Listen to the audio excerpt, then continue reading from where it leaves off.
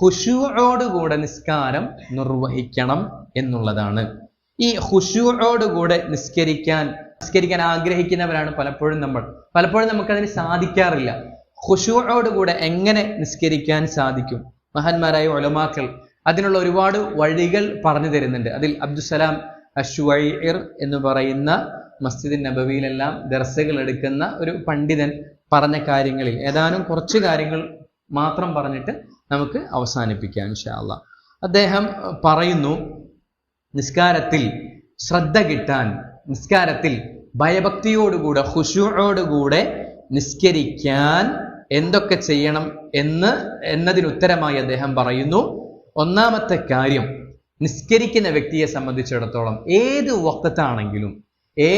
വഖത്താണെങ്കിലും നമ്മൾ നിസ്കരിക്കാൻ നേരത്തെ നിസ്കാരത്തിന് വേണ്ടി ഹാദിറാവുക എന്നുള്ളതാണ്. അദ്ദേഹം പറയുന്നു, അൽ മർഉ ഇദാ ജാഅ ലാഹിതൻ മുസ്രിഅൻ ഫസയകൂനു ഖൽബുഹു മുൻശഗിലൻ ബിമാ യകൂനു ഫീഹി ഖബ്ല ഖലീൽ. നമ്മൾ പെട്ടെന്ന് നിസ്കാരത്തിലേക്ക് വന്നാൽ, പെട്ടെന്ന് എന്തെങ്കിലുമൊക്കെ ഒരു ജോലിയിൽ നിന്ന് പെട്ടെന്ന് നിസ്കാരത്തിലേക്ക് വന്നാൽ സ്വാഭാവികമായും മനുഷ്യനെ സംബന്ധിച്ചിടത്തോളം അവന്റെ കൽബ് തൊട്ടു മുമ്പ് എന്താണോ ചെയ്തിരുന്നത്, ഇപ്പോ നമ്മൾ മറ്റെന്തെങ്കിലും സംസാരം നടത്തണം, അല്ലെങ്കിൽ കച്ചവടമാണ്, എന്തോ ആവട്ടെ, അതിൽ നമ്മുടെ കൽബ് വ്യാപൃതമാവാൻ സാധ്യതയുണ്ട്. അതുകൊണ്ട് തന്നെ നേരത്തോടുകൂടി നിസ്കാരത്തിന് വേണ്ടി, ബാങ്ക് കേൾക്കുമ്പോൾ തന്നെ നിസ്കാരത്തിന് വേണ്ടി ഒരുങ്ങി തയ്യാറായി, അതുപോലെ സുന്നത്ത് നിസ്കരിച്ച് നിസ്കാരത്തിന് മുമ്പ് ദുആ ഒക്കെ നിർവഹിച്ച് നമ്മൾ ഇരിക്കുകയാണെങ്കിൽ പിന്നെ വരുന്ന നിസ്കാരം നമുക്ക് എന്താവാൻ സാധിക്കും? ഖുശൂഅോടുകൂടെ നിർവഹിക്കാനായിട്ട് സാധിക്കും എന്നുള്ളതാണ്. അപ്പോൾ നിസ്കരിക്കാനായിട്ട് നമ്മൾ വരുമ്പോൾ പെട്ടെന്ന് സമയത്തിനെത്താൻ നോക്കാതെ കുറച്ച് നേരത്തോടുകൂടെ നമ്മൾ തയ്യാറായി, നമുക്കറിയാലോ നിസ്കാരത്തിന്റെ സമയം അറിയാം, അപ്പൊ അതിനുവേണ്ടി വുളു ഒക്കെ ചെയ്ത്, വീട്ടിൽ നിന്ന് തന്നെ വുളു ചെയ്ത്, ബാങ്കിന് ജവാബ് നൽകി, ബാങ്കിന് ശേഷമുള്ള ദുആ നിർവഹിച്ച്, അല്ല ബാങ്കിന് ശേഷം സ്വലാത്തു സുന്നത്തുണ്ട്, പിന്നെന്ത് സുന്നത്തുണ്ട്? ദുആ സുന്നത്തുണ്ട്. ആ ദുആയിന്റെ പ്രതിഫലം എന്താണ് റസൂൽ സ്വല്ലല്ലാഹു അലൈഹി വസല്ലം പറഞ്ഞത്? ഹല്ലത്ത് ലഹു ശഫാഅത്തി യൗമൽ ഖിയാമ. ബാങ്കിന് ശേഷമുള്ള ദുആ നിർവഹിച്ചാലുള്ള പ്രതിഫലം എന്താണ്? ഹല്ലത്ത് ലഹു ശഫാഅത്തി യൗമൽ ഖിയാമ. എന്റെ ശഫാഅത്ത് നാളെ അവന് നിർബന്ധമാകുന്നതാണ് റസൂൽ സ്വല്ലല്ലാഹു അലൈഹി വസല്ലം പറഞ്ഞത്. അപ്പൊ ആ ദുആ നിർവഹിച്ച് പള്ളിയിലേക്ക് നടന്നു പോകുമ്പോഴുള്ള പ്രതിഫലത്തെ കുറിച്ചൊക്കെ ആലോചിച്ച്, നിസ്കാരത്തെ കാത്തിരിക്കുന്നവർക്ക് പറഞ്ഞ പ്രതിഫലം എന്താണത്? മലക്കുകളുടെ പ്രാർത്ഥന ലഭിക്കുന്നതാണ്. മലക്കുകൾ നമുക്ക് വേണ്ടി അള്ളാഹുവിനോട് ഇസ്തിഗ്ഫാർ ചെയ്യും. എത്ര വലിയ മഹത്താണ്! മലക്കുകൾ നമുക്ക് വേണ്ടി അള്ളാഹു സുബ്ഹാനഹു വ തആലയോട് ഇസ്തിഗ്ഫാർ ചെയ്യും. അപ്പോ ഇതൊക്കെ ഉൾക്കൊള്ളുന്ന പ്രതിഫലങ്ങളെ കുറിച്ച് ആലോചിച്ച് നേരത്തോടെ നിസ്കാരത്തിന് വേണ്ടി ഒരുങ്ങുക എന്നതാണ് ഒന്നാമതായിട്ട് നമുക്ക് ചെയ്യാനുള്ളത്. രണ്ടാമത്തേത് അത്തഫക്കുറു ഫിൽ മആനി. നിസ്കാരത്തിൽ നമ്മൾ ചെയ്യുന്ന ഓരോ കർമ്മങ്ങളുണ്ടല്ലോ, ഓരോ ദിക്റുകളും ദുആകളും ഒക്കെ ഉണ്ടല്ലോ, തസ്ബീഹ്, തക്ബീർ, ഇതിന്റെ ഒക്കെ അർത്ഥങ്ങളെ കുറിച്ച് ആലോചിക്കുക എന്നുള്ളതാണ്. ഇപ്പോ അല്ലാഹു അക്ബർ എന്ന് പറഞ്ഞാൽ എന്താ അതിന്റെ അർത്ഥം? നമ്മൾ പലപ്പോഴും ഓരോ റുക്നിലേക്ക് നീങ്ങുമ്പോൾ നമ്മൾ എന്ത് പറയുന്നുണ്ട്? അല്ലാഹു അക്ബർ എന്ന് പറയുന്നുണ്ട്. എന്നാൽ നമ്മൾ ആലോചിച്ച് നോക്കാം, എപ്പോഴെങ്കിലും അതിന്റെ യഥാർത്ഥ അർത്ഥം ആലോചിച്ചുകൊണ്ട് നമുക്കത് പറയാൻ സാധിച്ചിട്ടുണ്ടോ?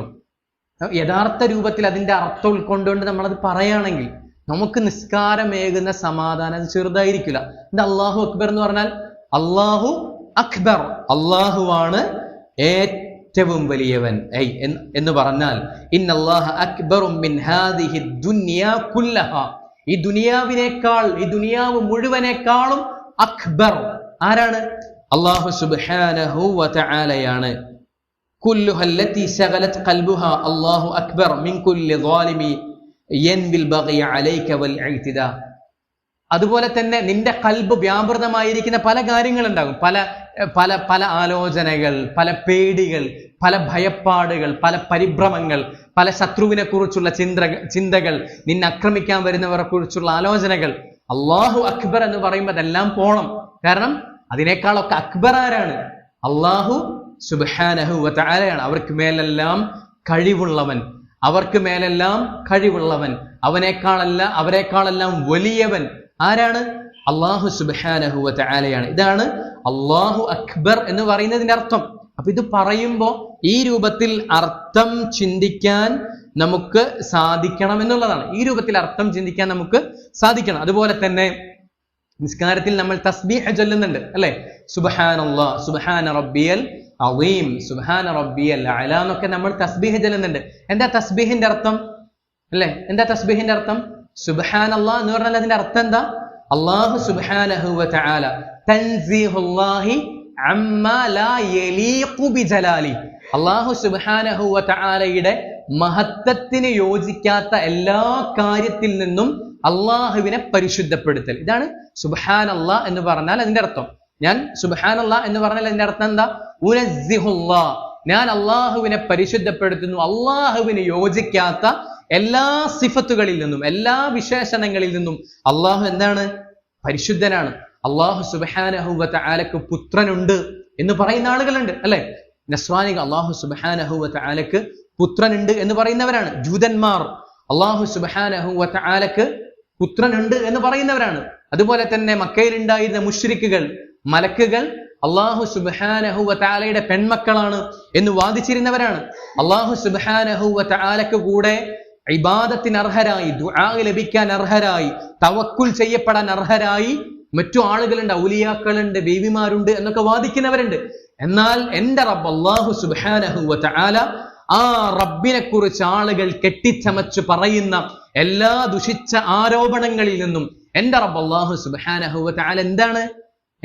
പരിശുദ്ധനാണ്. ഇതാണ് തസ്ബീഹിന്റെ അർത്ഥം. ഇങ്ങനെ അർത്ഥം ചിന്തിച്ച് തസ്ബീഹ് നിർവഹിക്കാൻ നിസ്കാരത്തിൽ നമുക്ക് സാധിക്കണം. അതുപോലെ തന്നെ നമ്മൾ നിസ്കാരത്തിൽ ഹംദ് പറയുന്നുണ്ട്. ഫാത്തിഹയിൽ അൽഹംദ് എന്ന് പറയുന്ന അൽഹംദുലില്ലാ എന്ന് നമ്മൾ പറയുന്നുണ്ട്. എന്താ അതിന്റെ അർത്ഥം? ഹംദ് എന്ന് പറഞ്ഞാൽ എന്താ അതിന്റെ അർത്ഥം? സ്തുതിക്കാൻ നമ്മൾ നേരെ പരിഭാഷ കൊടുക്കാറുണ്ട്. അത്തനാഉ അലല്ലാഹി ബിൽ മഹബ്ബതി വത്തഅദീം. അപ്പൊ മദ്ഹും ഹംദും തമ്മിലുള്ള വ്യത്യാസം എന്താന്ന് വെച്ചാല്, മദ്ഹ് എന്ന് പറഞ്ഞാൽ അത് കേവലം എന്തെങ്കിലുമൊക്കെ പ്രതീക്ഷിച്ചുകൊണ്ട് സ്തുതിക്കുമല്ലോ, അതിനാണ് പറയുന്നത്. ആത്മാർത്ഥതയില്ലാത്ത സ്തുതികൾക്കും എന്ത് പറയാം? മദ്ഹ് എന്ന് പറയാം. എന്നാൽ ഇഷ്ടത്തോടുകൂടെയും ആദരവോടുകൂടെയും ഉള്ളിൽ നിന്ന് ആത്മാർത്ഥമായി മഹബ്ബത്തോടുകൂടെ അതോടൊപ്പം ആദരവോടുകൂടെ പ്രശംസിക്കുന്നതിനാണ് എന്ത് പറയുന്നത്? ഹംദ് എന്ന് പറയുന്നത്. അപ്പോ നിസ്കാരത്തിൽ നമ്മൾ അള്ളാഹുവിനെ ഹംദ് ചെയ്യുന്നുണ്ട്. അതിന്റെ അർത്ഥം നമ്മൾ എന്താവണം? ആ രൂപത്തിൽ തന്നെ ആലോചിക്കാൻ നമുക്ക് സാധിക്കണം. അതുപോലെ തന്നെ നിസ്കാരത്തിൽ നമ്മൾ അള്ളാഹുവിനോട് ഇസ്തിഗ്ഫാർ തേടുന്നുണ്ട്. അല്ലാഹുമ്മ ഇഗ്ഫിർ റബ്ബി ഇഗ്ഫിർലി, നമ്മൾ അള്ളാഹുവിനോട് ഇസ്തിഗ്ഫാർ തേടുന്നുണ്ട്. എന്താണ് അല്ലാഹുമ്മ ഇഗ്ഫിർലി എന്ന് പറഞ്ഞാൽ അതിന്റെ അർത്ഥം? അല്ല, കഴിഞ്ഞ ക്ലാസ്സിൽ നമ്മൾ പറഞ്ഞു രണ്ട് അർത്ഥങ്ങളാണുള്ളത്. ഒന്ന്, അള്ളാഹുവേ എന്റെ പാപങ്ങൾ എനിക്ക് മറച്ചു വെച്ച് തരണമേ. രണ്ടാമത്തേതോ, അള്ളാഹുവേ എനിക്ക് നീ വിട്ടുവീഴ്ച ചെയ്തു തരണമേ. ഈ രൂപത്തിൽ രണ്ടർത്ഥങ്ങളുണ്ട്. ഈ രണ്ടർത്ഥവും ആലോചിച്ച് ആത്മാർത്ഥമായി തന്നെ നിർവഹിക്കാൻ നമുക്ക് സാധിക്കണം. സ്വലാത്ത് ചൊല്ലുമ്പോൾ, റസൂലുള്ളാഹി സ്വല്ലല്ലാഹു അലൈഹി വസല്ലമയുടെ മേൽ സ്വലാത്ത് ചൊല്ലുമ്പോൾ അതിന്റെ അർത്ഥം ആലോചിച്ച് റസൂലുള്ളാഹി സ്വല്ലല്ലാഹു അലൈഹി വസല്ലമയോടുള്ള മഹബ്ബത്തിൽ, അവിടത്തോടുള്ള ബാധ്യതയാണിത് എന്ന ബോധത്തോടുകൂടെ നമ്മൾ നിർവഹിക്കാൻ നമുക്ക് സാധിക്കണം. അതുപോലെ തന്നെ അത്തഹിയാത്ത്, എല്ലാം ഒരുവിധ എല്ലാ കാര്യങ്ങളും ഉൾക്കൊള്ളുന്ന മനോഹരമായ പ്രാർത്ഥന തഹിയാത്തിന്റെ അവസാനം റസൂലുള്ളാഹി സ്വല്ലല്ലാഹു അലൈഹി വസല്ലമ പഠിപ്പിച്ചിട്ടുണ്ട്. അത് ആ രൂപത്തിൽ തന്നെ നിർവഹിക്കാൻ നമുക്ക് സാധിക്കണം. നിസ്കാരത്തിൽ ഇമാം ഓതുന്ന സൂറത്തിന്റെ അർത്ഥം അത് ആലോചിക്കാൻ നമുക്ക് സാധിക്കണം. നമ്മൾ എന്ത് വേണം? അതിന് വിശുദ്ധ ഖുർആൻ പഠിക്കണം. അതിന്റെ തഫ്സീർ നമ്മൾ കഴിയുന്നത് പോലെ പഠിക്കാനായിട്ട് പരിശ്രമിക്കണം. അപ്പൊ ഇങ്ങനെ നിസ്കരിക്കാൻ സാധിച്ചാൽ നിസ്കാരത്തിൽ എന്തുണ്ടാകും? ഖുശൂഅ് ഉണ്ടാകും എന്നുള്ളതാണ്. രണ്ട് കാര്യങ്ങളാണ് നമ്മൾ പറഞ്ഞത്. മൂന്നാമത്തേത്, നിസ്കാരം എന്നുള്ളത് അല്ലാഹു സുബ്ഹാനഹു വ തആല നൽകിയ നിഅ്മത്താണ് എന്ന ധാരണയോടുകൂടെ നിസ്കരിക്കുക എന്നുള്ളതാണ്. നിസ്കാരം എന്ന് പറയുന്നത് അത് ഒരു തക്ലീഫായ ഒരു ഭാരമല്ല, മറിച്ച് നിസ്കാരം എന്ന് പറയുന്നത് അല്ലാഹു സുബ്ഹാനഹു വ തആല നമുക്ക് നൽകിയ നിഅ്മത്താണ് എന്ന ധാരണയിൽ നമ്മൾ നിർവഹിക്കുക എന്നുള്ളതാണ്. കാരണം റസൂലുള്ളാഹി സ്വല്ലല്ലാഹു അലൈഹി വസല്ലമ തങ്ങൾ അവിടുത്തെ നിസ്കാരത്തെ കുറിച്ച് എന്താ പറഞ്ഞത്? വജുഇലത് ഖുർറതു ഐനി ഫിസ് സ്വലാഹ്, എന്റെ കണ്ണിന്റെ കുളിർമ എന്തിലാണ്? നിസ്കാരത്തിലാണ്. നമ്മളല്ലേ പറഞ്ഞത്? ഇതിനെ കുറിച്ച് കഴിഞ്ഞ ക്ലാസ്സിൽ പറഞ്ഞില്ല ഇല്ലല്ലേ? നിസ്കാരം കണ്ണിന്റെ കുളിർമയാണെന്ന് റസൂലുള്ളാഹി സ്വല്ലല്ലാഹു അലൈഹി വസല്ലമ തങ്ങൾ പറഞ്ഞിട്ടുണ്ട്. ഇബ്നുൽ ഖയ്യിം റഹിമഹുല്ല ആണെന്നാണ് എൻ്റെ ഓർമ്മ. അദ്ദേഹം പറഞ്ഞിട്ടുണ്ട്, പിന്നെ ഖുർറത്തു ഐൻ, ഈ വാക്ക് നമുക്ക് പരിചയമുള്ള വാക്കല്ല. ഖുർറത്തു ഐൻ, കൺകുളിർമ. ഈ വാക്ക് ഖുർആനിൽ ഉപയോഗിച്ച സന്ദർഭം നമുക്കറിയായിരിക്കും അല്ലെ? സൂറത്തുൽ ഫുർഖാനിന്റെ അവസാന ഭാഗത്ത് ഒരു ദുആ ഇബാദുർ റഹ്മാന്റെ ദുആ അല്ലാഹു സുബ്ഹാനഹു വ തആല നമുക്ക് പറഞ്ഞു തന്നപ്പോ അല്ലെ പറഞ്ഞില്ലേ, റബ്ബന ഹബ് ലനാ മിൻ അസ്വാജിന വ ദുർരിയാതിന ഖുർറത അഅ്യുൻ. മക്കളെക്കുറിച്ചും ഇണകളെക്കുറിച്ചും പറഞ്ഞപ്പോഴാണ് അല്ലാഹു സുബ്ഹാനഹു വ തആല ഖുർറത്തുൽ ഐൻ എന്ന വാക്ക് ഉപയോഗിച്ചത്. എന്ന് പറഞ്ഞാൽ എന്താണ്? ഒരു മനുഷ്യനെ സംബന്ധിച്ചിടത്തോളം അവൻ എന്ത് പ്രയാസം ഉണ്ടായാലും എന്ത് പരീക്ഷണങ്ങൾ ഉണ്ടായിരുന്നാലും അവൻ ചെന്ന് ചേരാൻ ആഗ്രഹിക്കുന്നത് ഭാര്യയിലേക്കായിരിക്കും, ഭർത്താവിലേക്കായിരിക്കും, മക്കളിലേക്കായിരിക്കും. അവരുടെ കൂടെ ആയിരിക്കുന്ന സമയം എന്ന് പറയുന്നത് മനുഷ്യനെ സംബന്ധിച്ചിടത്തോളം നല്ല മുസ്ലിമത്തായ നല്ല മുഅ്മിനത്തായ ഭാര്യയും ഭർത്താവാണെങ്കിൽ അവരെ സംബന്ധിച്ചിടത്തോളം ഇണയോടൊപ്പം മക്കളോടൊപ്പം ഇരിക്കുന്ന സമയം എന്ന് പറയുന്നത് വല്ലാത്ത സമാധാനമേകുന്ന സമയമാണ്, വല്ലാത്ത ആശ്വാസമാണ്. എല്ലാ പ്രതിസന്ധികളും മറന്നു പോകത്തക്ക രൂപത്തിൽ അത് വലിയ ആശ്വാസമാണ്. അല്ലാഹു സുബ്ഹാനഹു വ തആല ഈ വാക്ക് ഉപയോഗിച്ചത് മക്കളെക്കുറിച്ചും ഇണകളെക്കുറിച്ചും പറഞ്ഞെടുത്താണ്. റസൂലുള്ളാഹി സ്വല്ലല്ലാഹു അലൈഹി വസല്ലം പറഞ്ഞിരിക്കുന്നു, എന്റെ കണ്ണിന്റെ കുളിർമ എവിടെയാണ്? നിസ്കാരത്തിലാണ്. അള്ളാഹുവിന്റെ റസൂലിനെ സംബന്ധിച്ചിടത്തോളം അവിടുത്തെ മക്കളും ഭാര്യയും കൺകുളിർമ ആയതുപോലെ തന്നെ റസൂലുള്ളാഹി സ്വല്ലല്ലാഹു അലൈഹി വസല്ലം നിസ്കാരവും എന്തായിരുന്നു? കൺകുളിർമ നൽകുന്ന കാര്യമായിരുന്നു. നമ്മളോടൊന്ന് ചോദിച്ചു നോക്കാം, നമുക്ക് അങ്ങനെ ആണോ എന്ന് നമ്മൾ ചോദിക്കേണ്ട കാര്യമാണ്. അതുപോലെ തന്നെ റസൂലിനെ കുറിച്ച് പറയുന്നത് കാണാൻ സാധിക്കും, ഇദ ഹസബഹു അംറുൻ സല്ല. റസൂലിന് എന്തെങ്കിലും ഒരു പ്രയാസം ഉണ്ടായിട്ടുണ്ടെങ്കിൽ എന്താവും? അവിടുന്ന് നിസ്കരിക്കുമായിരുന്നു എന്നാണ് മഹാന്മാരായ സ്വഹാബത്ത് പറഞ്ഞിട്ടുള്ളത്. അപ്പോൾ നിസ്കാരം അവരെ സംബന്ധിച്ചിടത്തോളം വളരെ ആസ്വാദ്യകരമായ കാര്യമായിരുന്നു. അല്ലാഹു സുബ്ഹാനഹു വ തആലയ്ക്ക് മുമ്പിൽ എഴുന്നേറ്റ് നിൽക്കാൻ സാധിക്കൽ, അല്ലാഹു സുബ്ഹാനഹു വ തആലയുടെ കലാം പാരായണം ചെയ്യൽ അവരെ സംബന്ധിച്ചിടത്തോളം വലിയ സന്തോഷം നൽകുന്ന കാര്യമായിരുന്നു. മഹാന്മാരായ മുൻഗാമികളിൽപ്പെട്ട ഒരു വ്യക്തി പറഞ്ഞതായി കാണാൻ സാധിക്കും, രാത്രിയാകുമ്പോൾ എനിക്ക് വലിയ സന്തോഷമാണ്. കാരണം മിൻ മുനാജാതി മൻ ഉഹിബ്ബ്, ഞാൻ ഏറ്റവും ഇഷ്ടപ്പെടുന്ന എൻ്റെ റബ്ബുമായി എനിക്ക് അഭിമുഖ സംഭാഷണം നടത്താൻ പറ്റുമല്ലോ എന്നതുകൊണ്ട് രാത്രിയാകുന്നത് എനിക്ക് വലിയ സന്തോഷമാണ് എന്ന് മഹാന്മാരായ മുൻഗാമികളിൽപ്പെട്ട ഒരു വ്യക്തി പറഞ്ഞതായി കാണാൻ സാധിക്കും. അപ്പോൾ നമ്മുടെ മുൻഗാമികളെ സംബന്ധിച്ചിടത്തോളം അള്ളാഹുവിന്റെ റസൂലിനെ സംബന്ധിച്ചിടത്തോളം ആ രൂപത്തിലായിരുന്നു. യഥാർത്ഥത്തിൽ അങ്ങനെ തന്നെയാണ്. ഏത് കാലത്തുള്ളവരെ സംബന്ധിച്ചിടത്തോളം നിസ്കാരത്തെ യഥാർത്ഥ രൂപത്തിൽ നിർവഹിക്കാൻ സാധിച്ചാൽ, നമ്മുടെ ഖൽബ് ഖുശൂ ഉള്ള ഖൽബാണെങ്കിൽ നിസ്കാരം എന്താണ്? അത് വലിയ നിഅ്മത്തായിട്ട് നമുക്ക് അനുഭവപ്പെടും എന്നുള്ളതാണ്. അതുപോലെ തന്നെ നിസ്കാരത്തിൽ ഖുശൂ ലഭിക്കാനുള്ള മറ്റൊരു കാര്യം ഷെയ്ഖ് പറയുന്നത്, നിസ്കരിക്കുമ്പോൾ നമ്മൾ ചിന്തിക്കുക, നമ്മൾ നിൽക്കുന്നത് അന്നക ഖായിമുൻ ബൈന യദൈൽ ജബ്ബാർ, നമ്മൾ നിൽക്കുന്നത് ജബ്ബാറായ അല്ലാഹു സുബ്ഹാനഹു വ തആലക്ക് മുമ്പിലാണ് എന്ന ചിന്തയോടുകൂടെ നിസ്കരിക്കുക എന്നുള്ളതാണ്. അപ്പോൾ നിസ്കരിക്കുമ്പോൾ ആ രൂപത്തിൽ അല്ലാഹു സുബ്ഹാനഹു വ തആലക്ക് മുമ്പിലാണ്, ഈ ലോകത്തെ മുഴുവൻ അടക്കി ഭരിക്കുന്ന ജബ്ബാറായ റബ്ബു സുബ്ഹാനഹു വ തആലക്ക് മുമ്പിലാണ് നിൽക്കുന്നത് എന്ന ധാരണയോടുകൂടെ ഈ നാട്ടിൽ നമ്മൾ ആദരിക്കുന്ന ഒരു വ്യക്തിക്ക് മുമ്പിൽ, ഒരു മന്ത്രിക്ക് മുമ്പിൽ, അല്ലെങ്കിൽ കുറച്ച് പിടിപാടുള്ള ആളുകൾക്ക് മുമ്പിൽ, നമ്മൾ ബഹുമാനിക്കുന്ന വ്യക്തികൾക്ക് മുമ്പിലൊക്കെ നമ്മൾ നിൽക്കുക എങ്ങനെയായിരിക്കും? ഇത് ലോകത്തെ മുഴുവൻ പടച്ചു പരിപാലിക്കുന്ന, ലോകത്തെ മുഴുവൻ അന്നവും വെള്ളവും എല്ലാം നൽകുന്ന അല്ലാഹു സുബ്ഹാനഹു വ തആല ആ റബ്ബിന്റെ മുമ്പിലാണ് നിൽക്കുന്നത് എന്ന ബോധത്തോടുകൂടെ നിസ്കരിക്കാൻ നിന്നാൽ ഖുശൂ ലഭിക്കാൻ അത് വലിയ കാരണമാണ് എന്ന് ഷെയ്ഖ് പറയുന്നു. മറ്റൊന്ന്, നമ്മൾ നിസ്കരിക്കുമ്പോൾ പല കാര്യങ്ങൾ ഇത് സുന്നത്തല്ലേ എന്ന നിലയിൽ നമ്മൾ ഒഴിവാക്കാതിരിക്കുക, അല്ലെങ്കിൽ ഇങ്ങനെ ചെയ്യൽ കറാഹത്തല്ലേ ഉള്ളൂ എന്ന രൂപത്തിൽ അത് ചെയ്യുന്ന അവസ്ഥ ഇല്ലാതിരിക്കുക. പരമാവധി സുന്നത്തുകളൊക്കെ പാലിച്ച് തന്നെ നിസ്കരിക്കാനായിട്ട് നമ്മൾ ശ്രദ്ധിക്കുക എന്നുള്ളതാണ്. കറാഹത്തുകളെല്ലാം ഒഴിവാക്കി നമ്മൾ നിസ്കരിക്കുക എന്നുള്ളതാണ്. ഓരോ കാര്യങ്ങളും ഷെയ്ഖ് വളരെ മനോഹരമായിട്ട് വിശദീകരിച്ച് തന്നെ പറയുന്നുണ്ട്. ഞാൻ ചുരുക്കിയിട്ട് പറയാണ് കേട്ടോ. അവസാനം ഷെയ്ഖ് പറയാണ്, ഇങ്ങനെ ഖുശൂഅോടുകൂടെ നിസ്കരിച്ചാൽ സ്വാഭാവികമായും ആ നിസ്കാരത്തിനാണ് പ്രതിഫലമുള്ളത് എന്ന് നമ്മൾ പറഞ്ഞു. അതോടൊപ്പം ഈ ദുനിയാവിൽ തന്നെ അതുകൊണ്ടുള്ള ഒരു രണ്ട് നേട്ടങ്ങൾ, ഖുശൂഅോടുകൂടെ നിസ്കാരം നിർവഹിക്കുന്ന ആളിന്റെ രണ്ട് അടയാളങ്ങൾ ഷെയ്ഖ് അവസാനമായിട്ട് പറയുന്നുണ്ട്.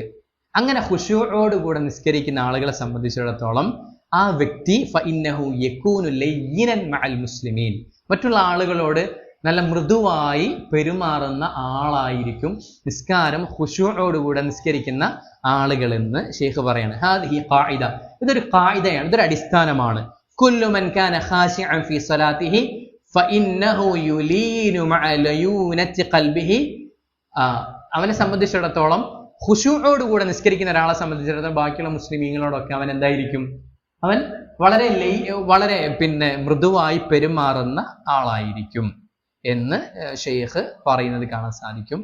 അതിന് തെളിവായിക്കൊണ്ട് അദ്ദേഹം ചില അസറുകളെല്ലാം ഉദ്ധരിക്കുന്നുണ്ട്. ഇനി രണ്ടാമത്തെ ഒരു അടയാളം അദ്ദേഹം പറയുന്നത് അന്ന മിൻ ആസാരി വഅലാമത്തിൽ ഖുശൂഇ മിമ്മാ യതഅല്ലഖു ബിറിഖത്തിൽ ഖൽബി ലിദിക്രില്ലാ. ഖുശൂഅോടുകൂടെ നിസ്കരിക്കുന്ന ഒരാളെ സംബന്ധിച്ചിടത്തോളം, ആ വ്യക്തിയെ സംബന്ധിച്ചിടത്തോളം അവന് അള്ളാഹുവിന് ദിക്ർ ചെയ്യാൻ അവന്റെ കൽബ് എപ്പോഴും എന്തായിരിക്കും? അതിനായി പാകപ്പെട്ട കൽബായിരിക്കും എന്നുള്ളതാണ്. നിസ്കാരത്തിന്റെ അർത്ഥമൊക്കെ ചിന്തിച്ച് നിസ്കാരത്തിൽ നല്ല രൂപത്തിൽ നിസ്കാരത്തിലെ ദിക്റുകളും ഖിറാഅത്തും ഒക്കെ ആലോചിച്ച് നിർവഹിക്കുന്ന ഒരാളെ സംബന്ധിച്ചിടത്തോളം അള്ളാഹുവിന് ദിക്ർ ചെയ്യാൻ, അള്ളാഹുവിനെ ഓർക്കാൻ അവന്റെ കൽബ് എന്തായിരിക്കും? സദാ പാകപ്പെട്ടതായിരിക്കും. അതുപോലെ തന്നെ അല്ലാഹു സുബ്ഹാനഹു വ തആല പറഞ്ഞിട്ടുണ്ട്, ഇന്ന സ്വലാത്ത തൻഹ അനിൽ ഫഹ്ശാഇ വൽ മുൻകർ. നിസ്കാരം മോശമായ കാര്യത്തെ തൊട്ടും അതുപോലെ തന്നെ നിരോധിക്കപ്പെട്ട മുൻകറായ കാര്യത്തെ തൊട്ടും എല്ലാം എന്താകും? തടയുമെന്ന് അല്ലാഹു സുബ്ഹാനഹു വ തആല പറഞ്ഞിട്ടുണ്ട്. ഖുശൂഅോടുകൂടെ നിസ്കരിക്കുന്ന ഒരാളെ സംബന്ധിച്ചിടത്തോളം ദിക്റുള്ളക്ക് അവന്റെ കൽബ് പാകപ്പെട്ടതായിരിക്കും. അവന്റെ ഹൃദയം അശ്ലീലതയിലേക്കോ തെറ്റുകളിലേക്കോ ഒന്നും ആഗ്രഹിക്കുന്നതായിരിക്കില്ല, അതിലേക്ക് പോകുന്നതായിരിക്കില്ല എന്നുള്ളതാണ്.